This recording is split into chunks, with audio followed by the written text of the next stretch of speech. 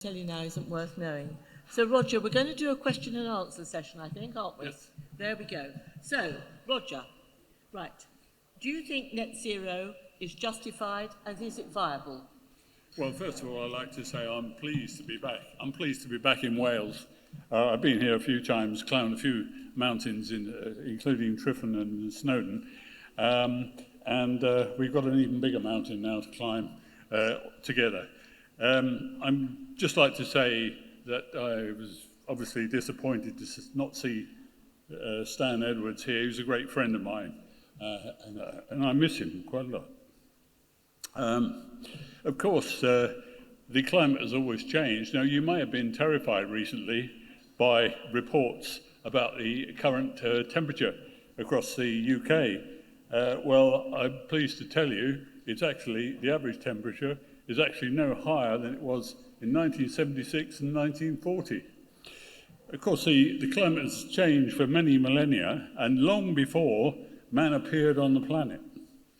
But there's no validated model to show that human CO2 emissions have a significant impact on the global temperature. This is all about the extent to which CO2 stops the Earth from cooling off at night through the greenhouse effect by inhibiting the transfer of thermal radiation to the outer atmosphere where it can radiate back out into space.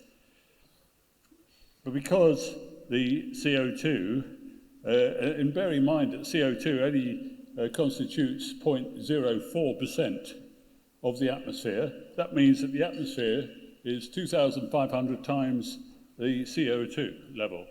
Now, you can see how small the CO2 is, which is why it's referred to as a trace element or trace gas. But in fact, the next slide, the first slide will show us that because the CO2 greenhouse gas insulating effect is only effective over a narrow part of the spectrum, any increases above about 300 or 0.03% are insignificant, as demonstrated by Professor Happer of Penn University. Can we see the next slide, the first slide? No, that's not the one. We go back.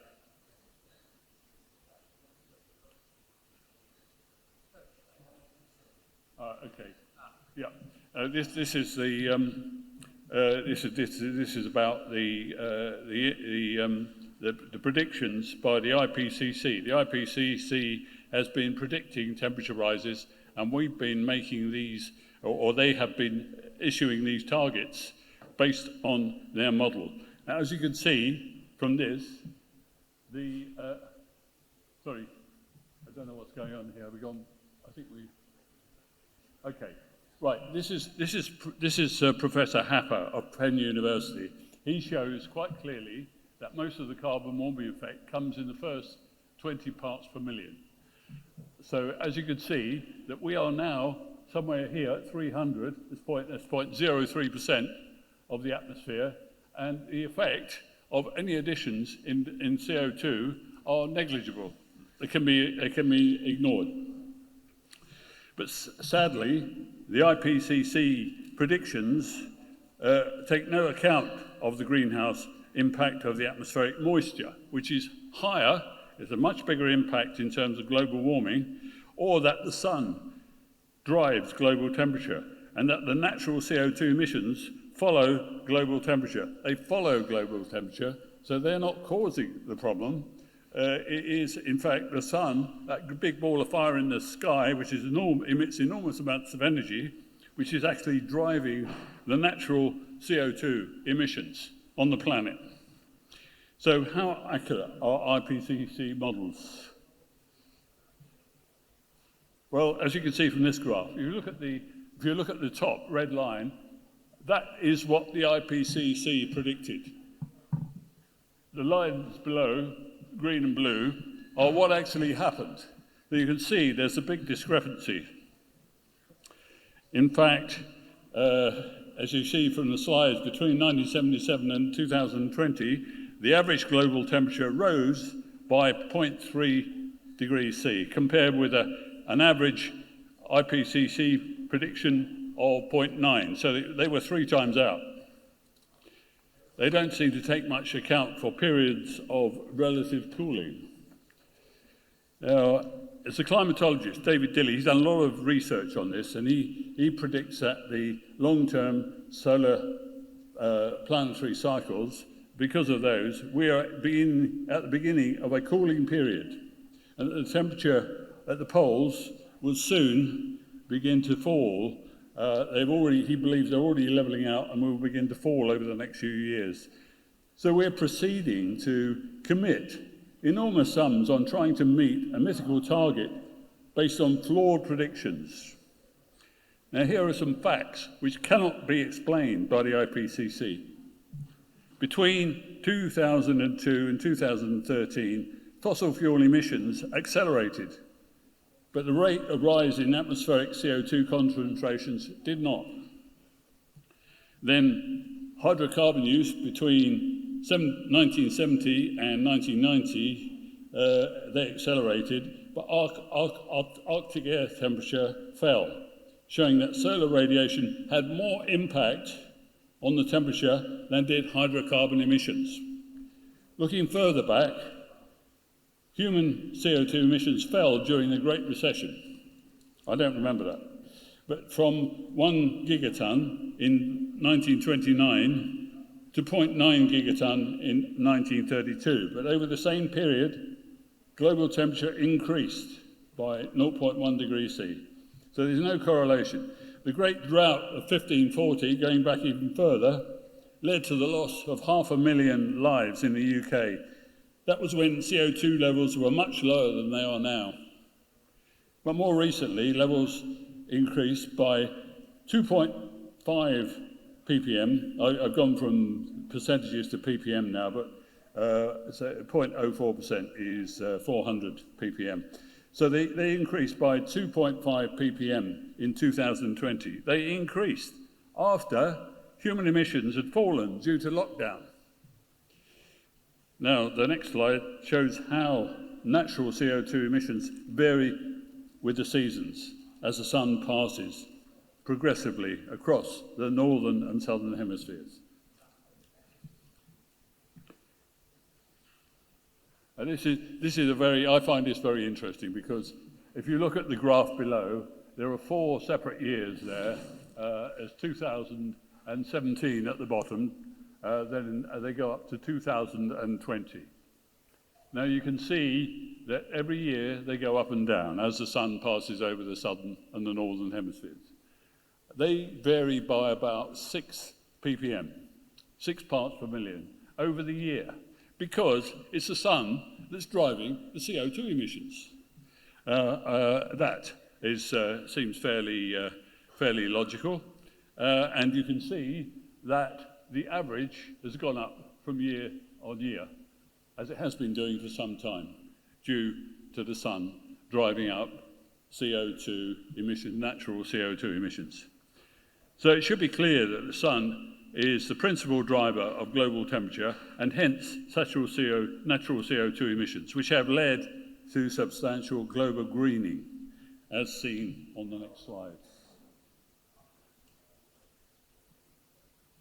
This is what happens if you increase the amount of CO2 in the atmosphere. As you can see, the growth increases, the growth of trees, the growth of crops. So we have been able to feed people across the planet more easily because of the increase in CO2. So CO2 is not a pollutant. Don't let anybody tell you that CO2 is a pollutant. As Professor Richard Lindzen said, the influence of mankind on climate is trivially true and numerically insignificant.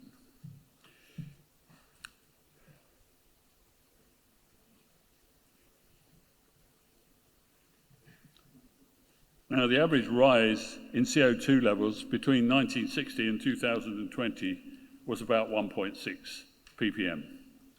So you might ask, what did the UK contribute? Well, as you can see from this, it says at the top, 90% of CO2 emissions are natural CO2 emissions, as the sun, increases the global temperature. Only of that, 3%, the other 3% is down to human emissions. The UK emits 1% of those human emissions. That means that the total emissions from the UK are about 0.00048 ppm.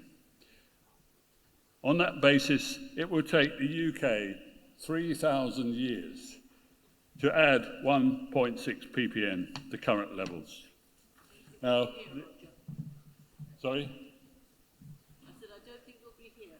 No, absolutely, absolutely. Now, to put this pictorially, all the red is natural CO2 emissions. The yellow and the bottom three boxes on the right are human emissions.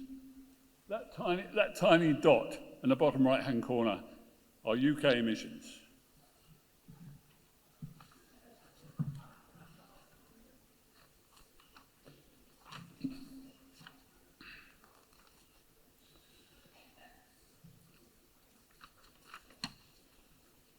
So we now come on. In the meantime, China emits in 12 days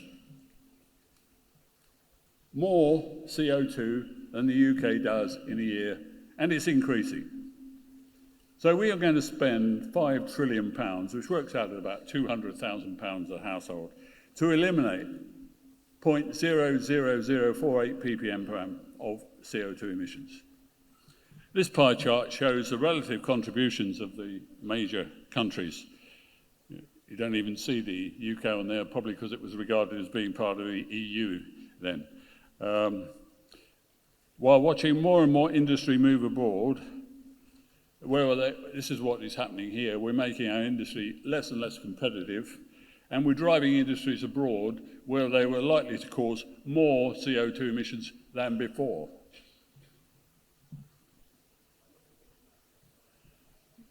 This is, I think this one's in the wrong place, actually. Yeah, this is the one I'm looking for. What about global temperature? Has it increased? Well, it depends on which period you take. If your agenda is to demonstrate that warming is taking place, then clearly you would take a graph, which indicates that. So you might take a short section of the graph. So the first place to start is what has happened over the last few millennia. As you can see, we've been through various periods, and ever since the last ice age, the global temperature has been increasing, long before humans appeared on the planet. So if anyone wants to take a short-term view, well, okay, we can do that too, if it's still here. No, looks as though we lost that one. But if you look at the short-term trends, you'll find that they've actually been falling. In fact, in the 1930s, they were higher than they are now. So if you're looking for a cost-benefit analysis to support net zero, I'm afraid I can't help you. If you try to raise these questions, you're likely to get a standard response or to be ignored or belittled. So-called settled science that can't be questioned is propaganda.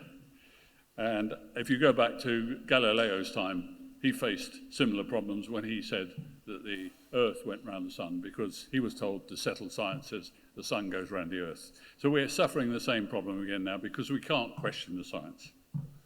So that's my answer to that question. Oh yeah. No, well, that comes later, I think. Yeah. Roger, how's net zero affected us? Right, okay.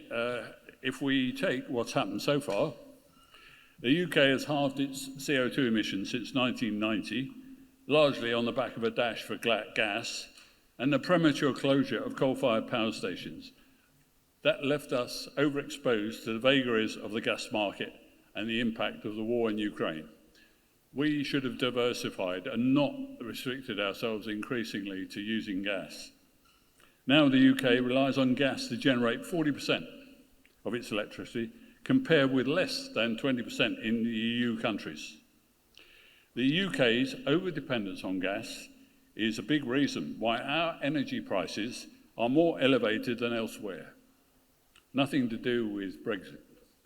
Annual consumer price inflation for gas and electricity in the UK soared last year by over 80%, around twice that in the Eurozone.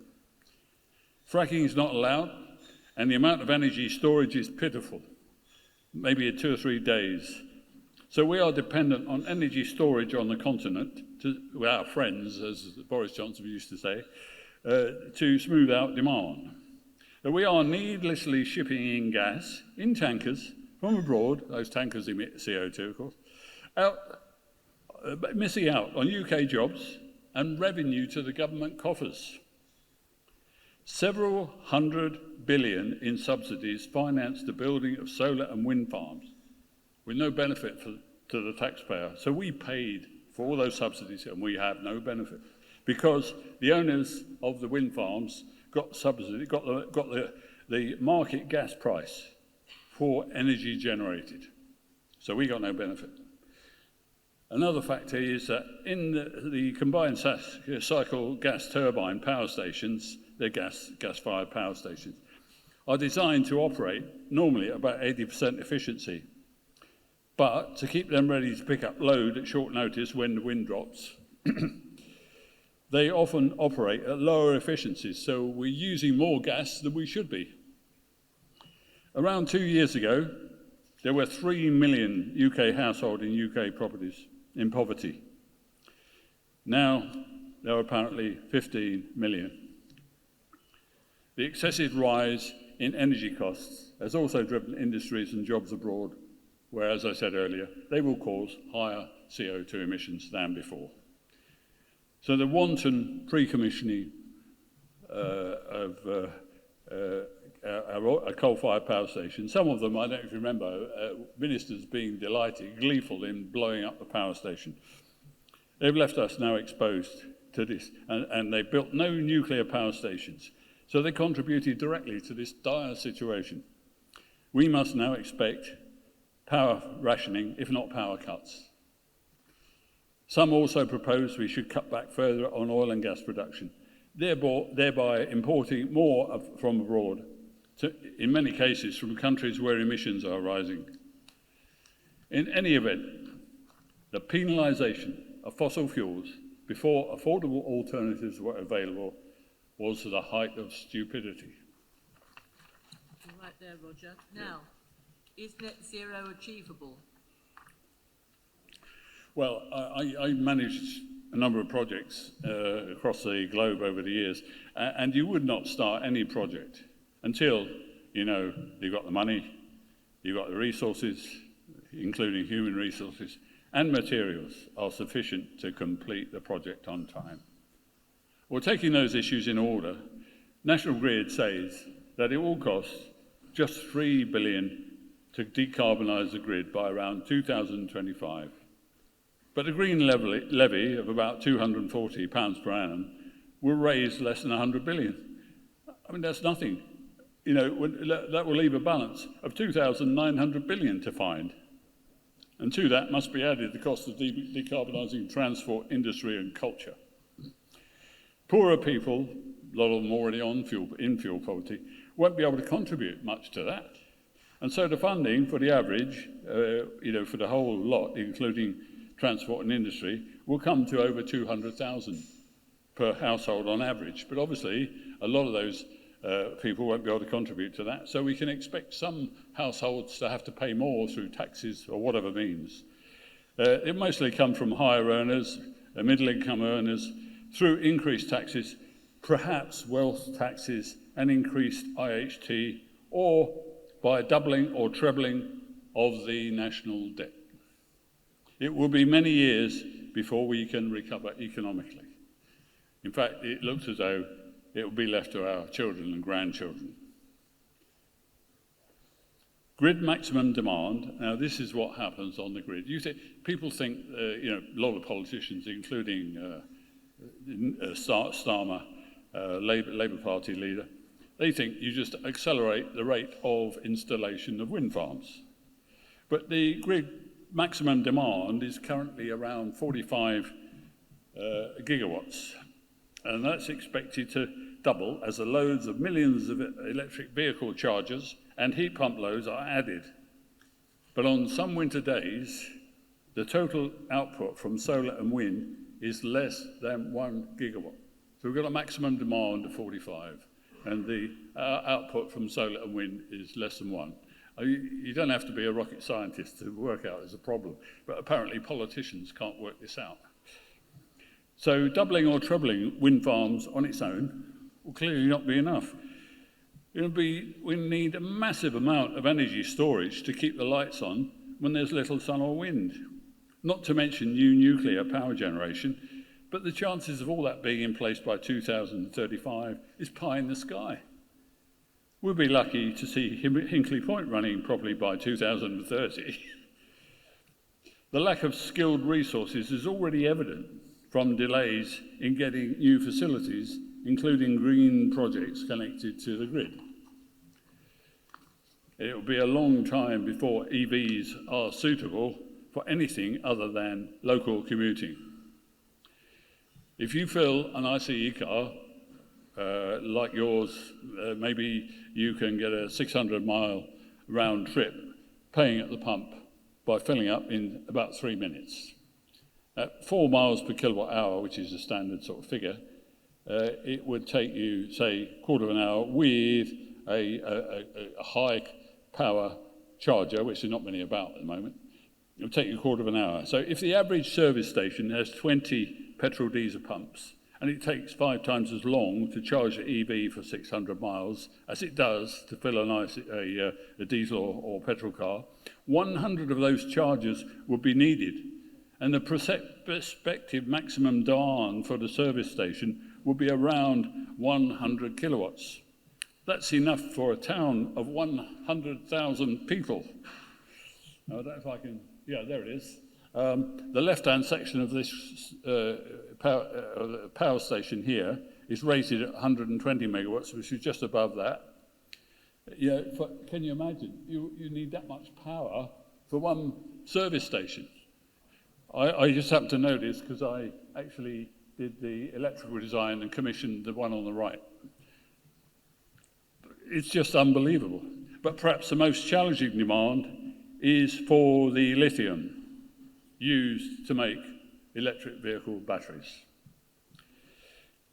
Each EV requires 63 kilograms of the metal. Around 95 million tons of lithium will be needed to make batteries for 1,500 million EVs across the world. But only 130 tons came from mines in 2022. At that rate, it will take 700 years to make the batteries. Even if hundreds of mines were to be opened and there was enough child labour to excavate the material, we might ask Greta Thunberg, who has stolen their future?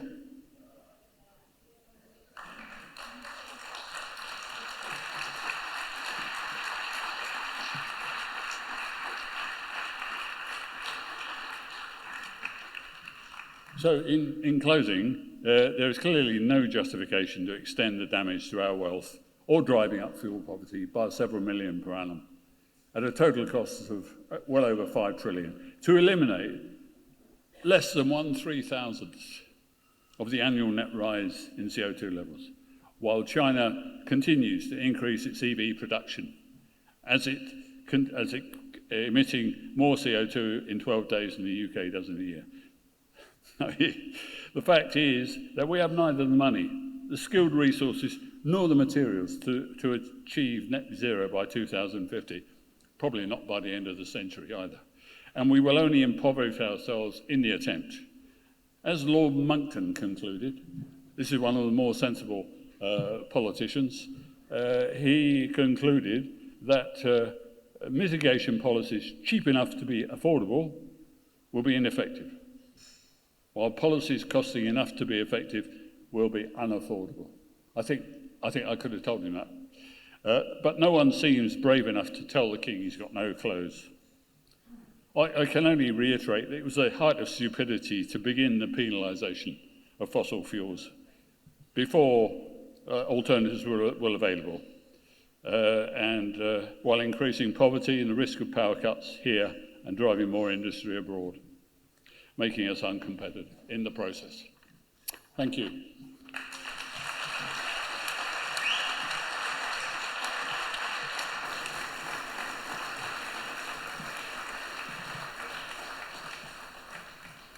Could somebody from the back indicate whether Godfrey's arrived yet, please? He has? He's there. Right, okay. Thank you very much, as long as he's there. If he wasn't, I was going to break now, but we're going to conclude this section by talking about what's important to many of us, and that's cash.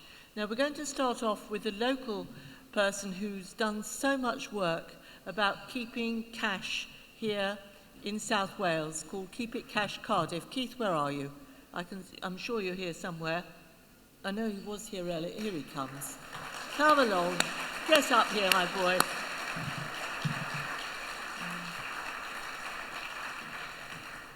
So many people have done so much work out on the streets and on stands and what have you, and none finer here than Keith. Thank you very much. Thanks so much, Liz.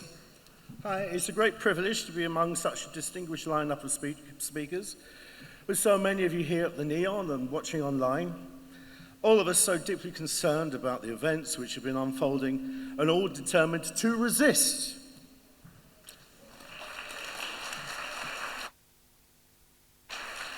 So, all credit to Liz for putting in so much hard work in organising, along with everyone who's helped to make today a success.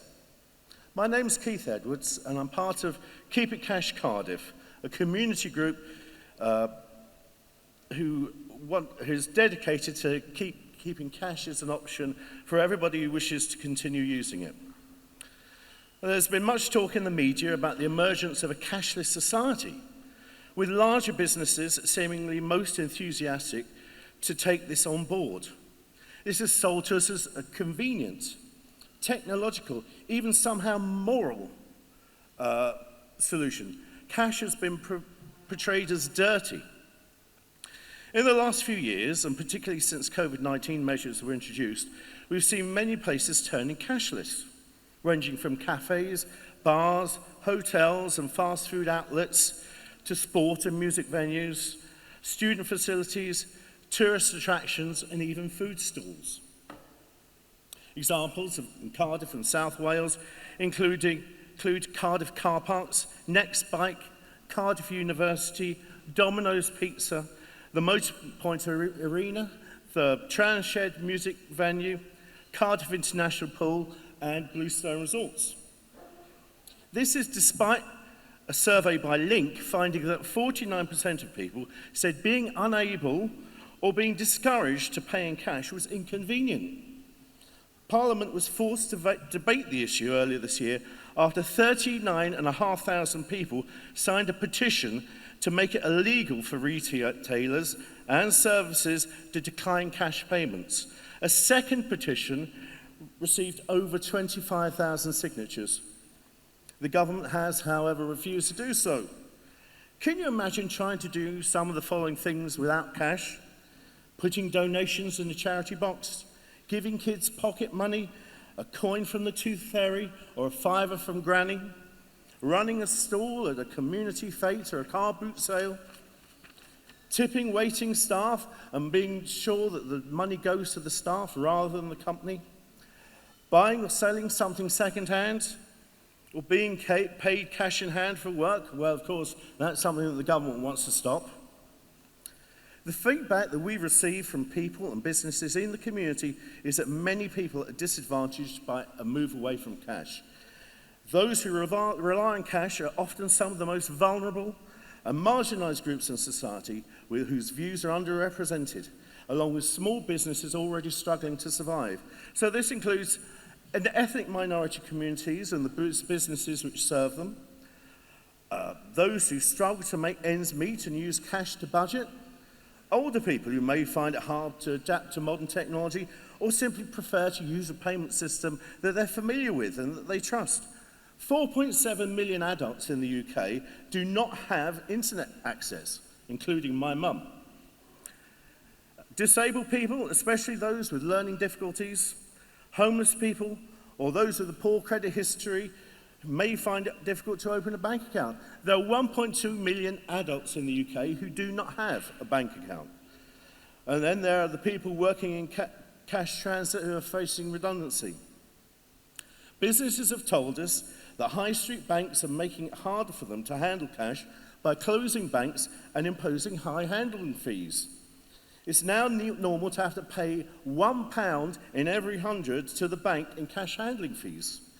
On top of this, payment processors take a cut of every cashless transaction. Small and medium-sized merchants pay far higher fees than big companies, up to 3.5% per transaction. Over 4,000 bank branches have closed since the start of 2015 at a rate of 55 a month. And it's estimated there will be just 4,100 bank branches left in the UK by 2025. Many small businesses feel that this is another way that big corporate players are pushing out the small trader. It's not just groups like ours speaking up about this. Organisations such as the Post Office, the GMB Union, MenCap, the Mail on Sunday, and the consumer organisation Which have all launched campaigns to keep cash. The new Financial Services and Markets Bill includes a commitment to keep cash in circulation and to maintain cash. We're also being increasingly reminded of the threat of a cyber attack and the risk of power outages. If the power network is down, electronic payments are impossible. Beyond this, there are wider considerations around privacy and civil liberties, which are becoming an increasing concern for many. If every payment we make is electronic, this could mean we have no financial privacy from government agencies, financial institutions, or bad actors who want to access that data. The freezing of the protesting Canadian truckers and their supporters' accounts in 2021 and the cancellation by PayPal of groups such as the Free Speech Union last year raises the ominous spectre of being denied access to your money due to your political views, even in a so-called democracy. We've also seen Metro Bank close the Reform Party's bank account, and a controversial individual like Tommy Robinson can't even find a British bank which will let him have an account. We see the Westminster government's determination to push through draconian legislation like the Police, Crime and Sentencing Courts Act, an online safety bill which further can curtail our freedoms, including digital freedoms. With the attempts to introduce a vaccine passport during COVID and the likes of Tony Blair renewing his calls for a digital ID, it's not difficult to imagine a future in which your ability to use digital money will be linked to these. China already has a social credit score system underpinned by technology. If you don't behave yourself, criticize the government, or have friends who do, you can have your ability to buy air and rail tickets restricted, and even your internet speed throttled back. Can you imagine a future lockdown or 15-minute city scheme under which you simply can't spend your money outside your permitted area? Groups such as the elite WEF Davos Group are particularly excited about their vision of smart cities. In this vision of the future, 5G technology can be used to debit our carbon accounts as we go about our daily lives. This could mean a world in which your digital money can be used to restrict our lifestyle choices, such as traveling or consuming certain foods, for example, if we've exceeded our quota. Now, I'm relieved that Godfrey Bloom is up next to talk about CBDCs, because it's a very complicated subject, and I'm sure he'll do far more justice to it than I could in the short time that I have. But I will say this, though. Beware of any programmable digital money, whether it's central bank or private bank. So in the current consultation paper, the Bank of England are telling us that they won't make the digital pound programmable, but that wallet providers, that's high street banks or tech companies like Google, may implement programmability Or have you traded privacy to unlock functionality? So you see perhaps where this is going. So CBDC or not, you may find that they try to do this with your bank account or your banking app regardless. So finally, here's what we in Keep It Cash Cardiff have been doing and what perhaps you can do. We wrote to all our local councillors, some of whom we found to be surprisingly supportive. We worked with sympathetic local politicians, including having them speak at public events. We've been running street stalls to hand out leaflets and speak to the public. Recently, we brought Debbie Hicks and Piers Corbyn to Cardiff, last week in fact, to speak at a public outreach event about cash in 15-minute cities. And thanks very much, by the way, to Susan and Christy and Sasha and James and Phil for helping organise that. In local areas, we've gone from shop to shop, speaking to each business, getting a very good response, and asking them to put our posters up. We spoke to mosques and had a very good response. We found that ethnic minorities are often a lot more switched on about these issues than perhaps young middle-class white people are. I've written polite letters to cashless businesses asking them to reconsider their policies. You can also write to banks. By all means, email me at keepitcashcardiff@proton.me if you want to have any examples or template letters. And you can also find leaflet artwork at Debbie Hicks's website, which is keepitcashuk.co.uk. And most of all, keep using cash.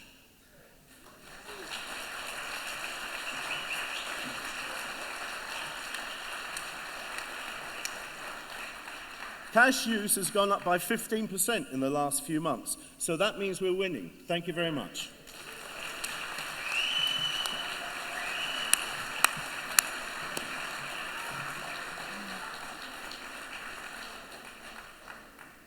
Well, we're going all round the UK globe, if you like, and we're now inviting Godfrey Bloom to come up and speak, please, on digital currency, his speciality. Godfrey is absolutely fantastic. He has a wonderful sense of humour. He's a Yorkshireman and tells everybody how it is. I'm sure many of you come across Godfrey in his career as an MEP, but he does speak of a difficult subject in terms that even I understand. Godfrey, welcome from Yorkshire.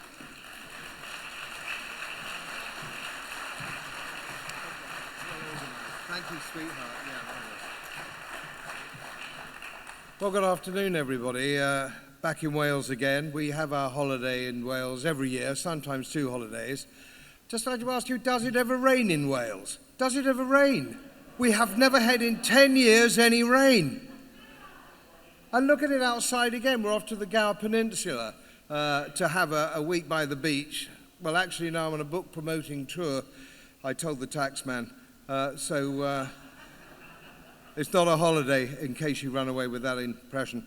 Yeah, absolutely marvellous, and it's great to be here again. It's quite away from East Yorkshire as well, but it's always worth the trip.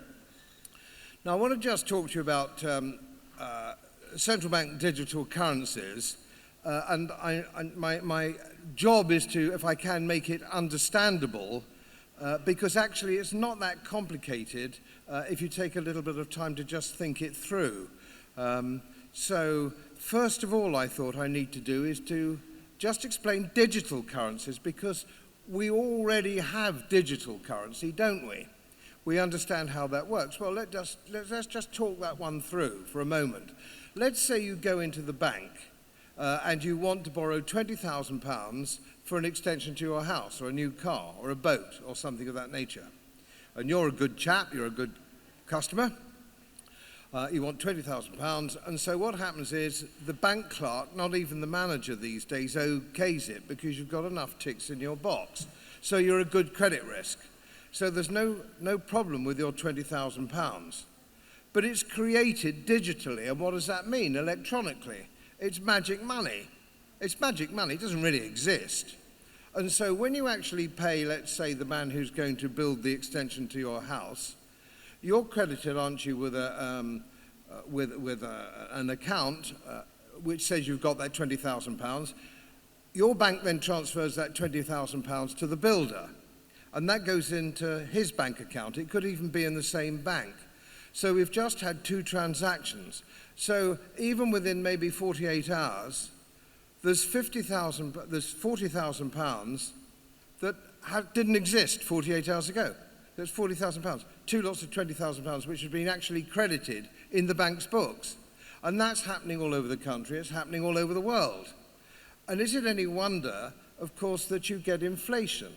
And monetary inflation causes asset price inflation, and asset price inflation eventually translates into the high street. It comes off Wall Street into the high street, which means ordinary prices that ordinary people are paying on food or whatever they're buying inflates. That's the nature of the beast. It's creating too much fake money. And of course, governments and not just banks do this all the time. They never balance their books. The last time the British government balanced its books was in 1988, 1987, 1988.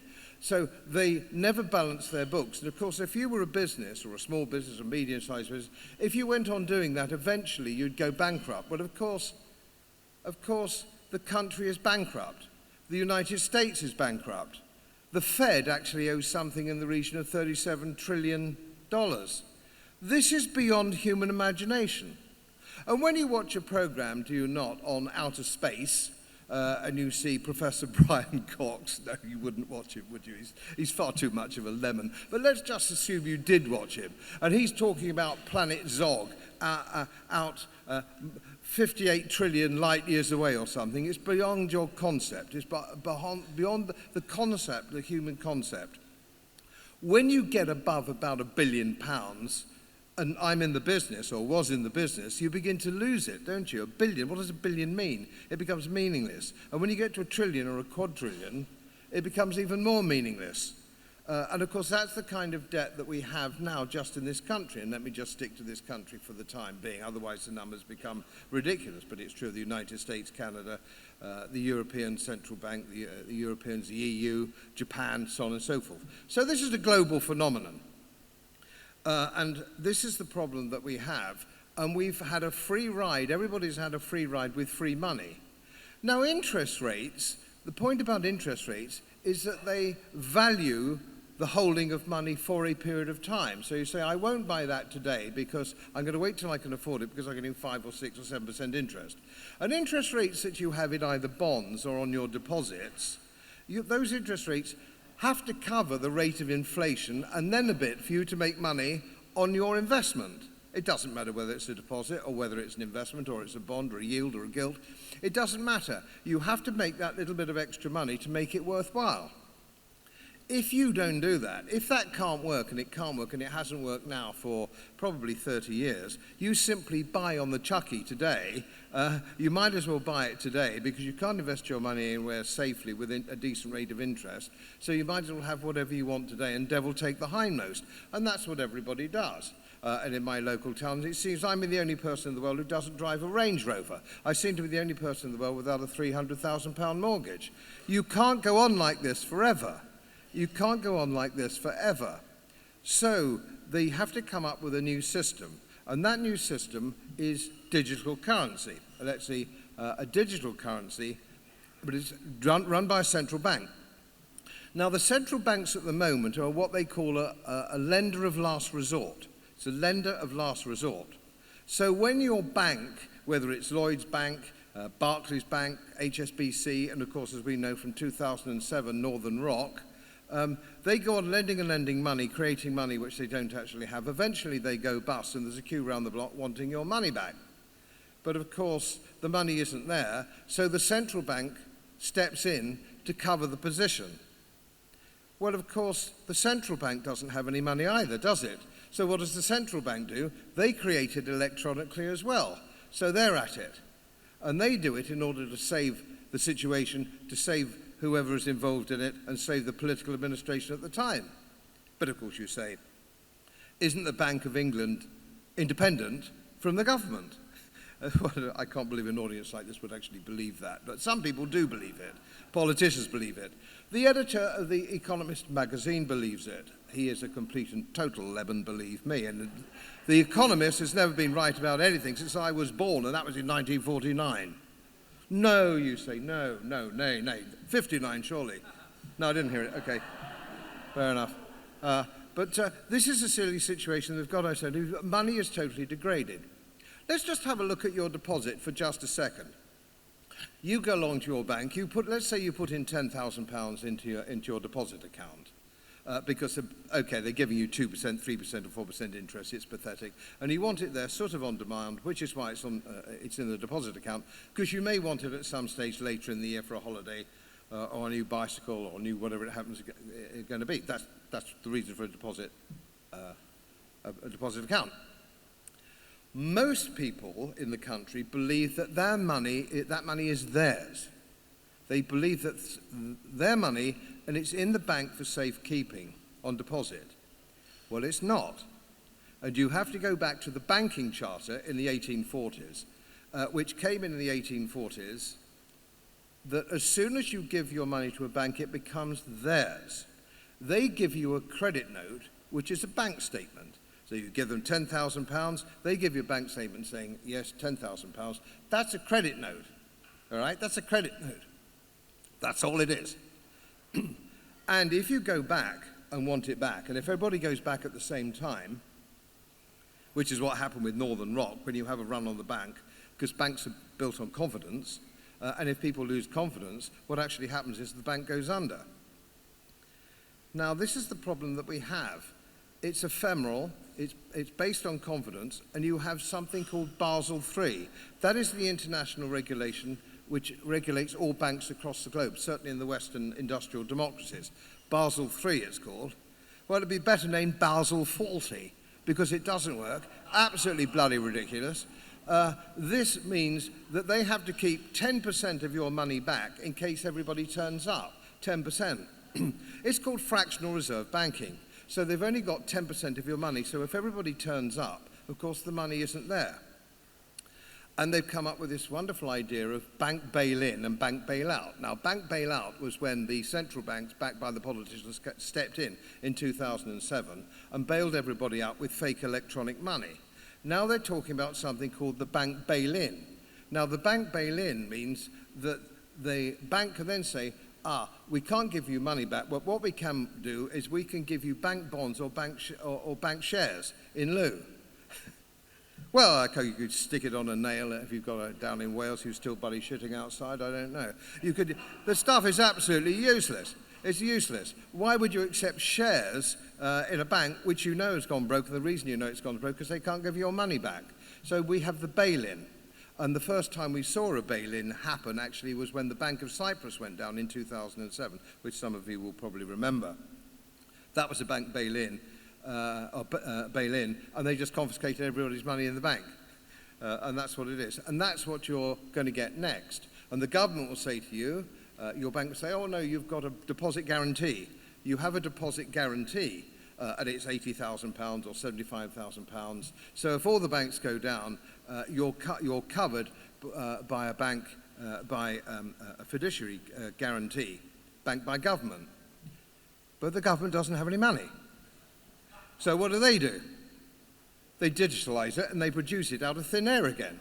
So they're paying you your 80,000 back, but by the time you go out to the bar, a pint of bitter is £80,000. So it's useless to you. And this whole roundabout, it goes on and on and on. So this is the problem that you've got. It's magic, and in my book, if I may plug my book, The Magic of Banking, because it's magic. It's magic, it's not real. And the reason that we've seen the total destruction is we've had that system of fractional reserve banking, we've had that system of digital money and the creation of fake money. We've had it now for decades, and that's one of the problems that we have. And this is the one thing that we don't seem to be getting over. The fact that the politicians don't believe that they can go broke, they don't believe that they can default, and they go on thinking they can get away with this forever. And of course they can't. Countries can go broke. They can go broke, and they do, and they have gone broke. Banks can go broke. There's a run on banks. So what you actually have, is a form of, we saw in the Weimar Republic in the 1920s, paper money that's just, it's paper now, but it's digital now. But the principle is just the same. You've got a wheelbarrow load of the stuff and it's absolutely no use whatsoever. So that is a problem that we have, and that is digital currency. We have that already, and it's already failing. Now, what is central bank digital currency? And Mr. Edwards put this point very well. It's what they do is they say, well, I tell you what, the central bank, which is sometimes called the lender of last resort, it's the lender of last resort, that is your central bank. So you have this extraordinary situation where they're guaranteeing everything, but they have actually no money of their own. But if you can only have a digital currency, you're not allowed to have anything else. If you're not allowed to have cash, it means that the central bank can control exactly what you spend your money on. Of course they can, and it's quite straightforward. And you have a centralized government. Some people just say, oh, conspiracy theory. Nonsense. If you Google up the WEF, the IMF, and the United Nations, they are quite open. There is only one decent thing about Klaus Schwab, and that is he's honest. He's honest. He's telling you what he's going to do. And of course, what do the Brits do? Because we've got such a great sense of humour, we all roar with laughter. No, you couldn't take him seriously, could he? He's Peter Sellers, isn't it? We keep waiting for him to pop out of disguise. It's really Peter Sellers. So we can't take any of this seriously, but it is deadly serious. It's deadly earnest. This is an evil man. And then you have to look at his stooges in the WEF, who are in great positions of power in this country. And again, it's on their own websites. This isn't a conspiracy theory. They're quite open about this. So you have the Prime Minister, the Leader of the Opposition, the Chancellor of the Exchequer, the Archbishop of Canterbury, and King Charles III. Yeah, oh yeah. He's absolutely in favour of it. He thinks it's absolutely marvellous because he thinks he can be king of it. He thinks there's a space for being king. Well, he would think that's perfectly natural, isn't it? You don't just be king of a small island. As the Commonwealth disintegrates, you want to be king of a whole big thing. And so that's what he wants to do. And he admits it. He's perfectly upfront about it. And you can see the clips on the WEF. And indeed, I think I've been told you can see the clips on the king's own website. So we have this ludicrous situation where everybody's, but of course, they don't mean them. You can't travel, you can't drive a car, you've got to stick in your 15-minute city. We used to call that a ghetto, didn't we? We used to call it a ghetto. And some places they called it a gulag. Before the war they called it a concentration camp. But they're quite upfront for it. You know, we'll only have to go, it sounds like, oh, well, that's great. What's wrong with 15-minute city? We only have to go no more than 50 minutes to go everywhere. But it's a prison, and it doesn't apply to them. And I think we all know when I say them or they who we're talking about. It's people who aren't us. It's people with billions of pounds, billions in private jets. So they're not going to suffer from this. This is for the little people. And once they get their hands on the lever of power, you will go, as Mr. Edwards was saying earlier, you'll go and you'll want, you have your card, and there'll be a social credit system, like there is in China, and you'll want to fill up your car. And they'll say, I'm sorry, you've had your year's ration of petrol. It'll be just like the war. You've had your ration of petrol, you've had your rations. And they won't give you, and you'll have to pay in advance. You cannot fill up your car. You go to your butcher's and you want a joint of beef for the Sunday lunch. And I'm sorry, you've had your meat ration. We've been here before, but when we did it before, it was in a good cause. It's not a good cause now. So we've got to really do something about this. And as Joe was quite right, cash. Use cash wherever you can, because it springs up onto the computer for everybody, all the, Tesco and all the rest of these people. They'll see, just a minute, we've still got 20% of our turnover is in cash. So they will then turn around to the government and say, that we can't do this. We can't do this. Now, my wife, who's at the back, who's had to listen to all this before over the breakfast table, probably committing suicide as I speak, she said, you've got to leave them with a more positive message. And the positive message is, if you think that this can work, imagine what this government's done to the National Health Service. Imagine what it's done now to the army. Imagine what it's done to everything. Everything they do is a shambles. And if you look at them, and if you look at the gangsters that run the country and the gangsters on the shadow benches, They just can't do it because they're too stupid to do it. So we will find, the free market will find a way around it. The oligarchs will find a way around it, of course they will, we know that. But ordinary people will find their way around it. And I'll give you just one positive tip, if I may. I'm what they call a gold bug. I believe in gold, and it doesn't matter how much money you've got, if you've got very little money or you've got a bit of savings put by. The one thing they can't get at is gold in specie. And often, if I'm lecturing at a university, I hold up, I don't have one today because I'm in Wales and you'd nick it. I used to have, I'm only kidding. I used to have a 1905 gold sovereign. 1905, no particular reason 1905, it happened to be the one I showed the undergraduates. That would buy you bed and breakfast in a hotel in London, a good hotel in London, Paris, Berlin, New York, in 1905. Bed and breakfast, a decent hotel. Today, it would buy you exactly the same, because a gold sovereign's worth about 380, 390 quid. And in 100 years' time, it will buy exactly the same if you hold it in specie and there's no counterparty risk. Don't buy an ETF. Don't trust a bank that says, we've got your gold nice and safe.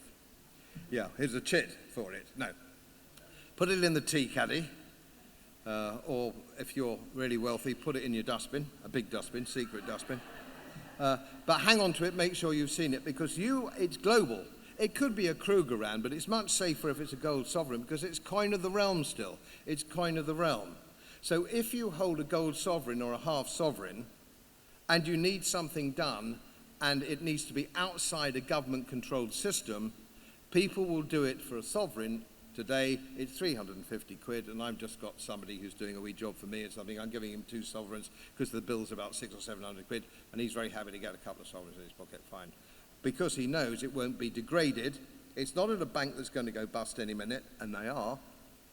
I forgot to mention in 2007 when everything went down, they didn't change a single piece of legislation. They didn't change a thing. We've got the same system now as we had in 2007. So don't think they've done anything about it, because they haven't. There's one more final thing is, you've got to have a little think about, if it's a central bank digital currency, what's going to happen to all the bankers in the City of London and Wall Street? They've just been cut out of the deal. Cutting Wall Street and the City of London out of the deal is a very difficult thing to do. And I can tell you that Hunt and Andrew Bailey haven't got the wit to do it. So we keep fighting. Thank you.